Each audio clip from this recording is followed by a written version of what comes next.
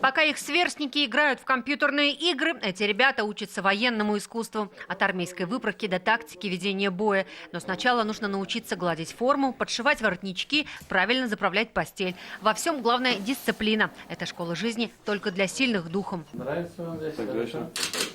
Да, молодцы. Многие суворовцы поступили сюда, чтобы продолжить дело отцов. Папа Амира Ахмедшина тоже был военным. Погиб 4 года назад во время операции в Сирии. За свой подвиг посмертно награжден званием Герой России. От имени всей нашей семьи хочу сказать вам большое спасибо за то, что вы оказываете нам огромную поддержку, за то, что помогаете увековечить имя моего отца. Ваш папа – это большой пример не только для вас, он большой пример для любого воина, поэтому я очень рад, что вы выбрали вот эту стезю. Какую роль в жизни президента сыграл его отец, спрашивают курсанты. Много чему научился у него. Когда он с друзьями общался, как он себя в семье вел. Казанское Суворовское училище сегодня одно из лучших в России и по техническому оснащению, и по качеству образования. Будущим командирам президент советует равняться на своих наставников, приводя в пример начальника училища Валерия Миронченко. С кем поведешься, у того и наберешься.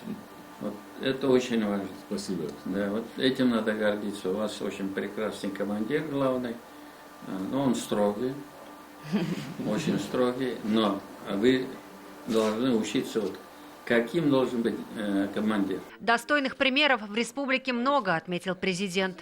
Наш уважаемый Асхат Ахмедович, генерал-лейтенант, он же 14 лет был министром внутренних дел нашей республики.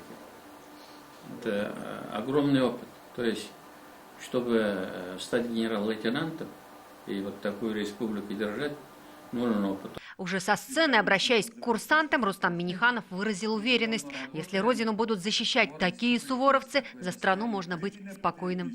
Каждый из нас мы за сильную Россию. И без армии это невозможно. Вот такие молодые люди, как вы, вот с 5 класса вы воспитываетесь в самых лучших традициях нашего патриотизма, любви к родине.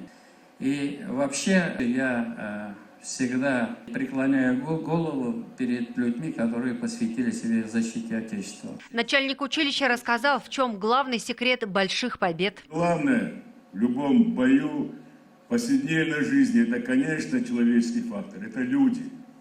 Но люди, если человек, у него нет высокого чувства патриотизма к своей родине, к своей стране, к своей семье, он не может победить в этом бою.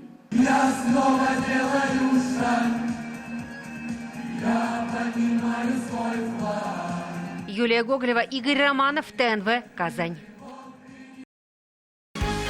Закажи рекламу на ТНВ. Телефон в Казани 5 705 100.